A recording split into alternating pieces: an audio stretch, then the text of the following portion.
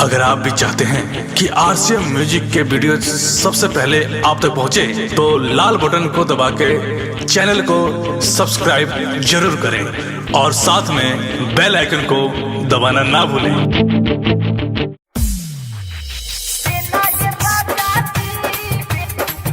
हरिओम बसंत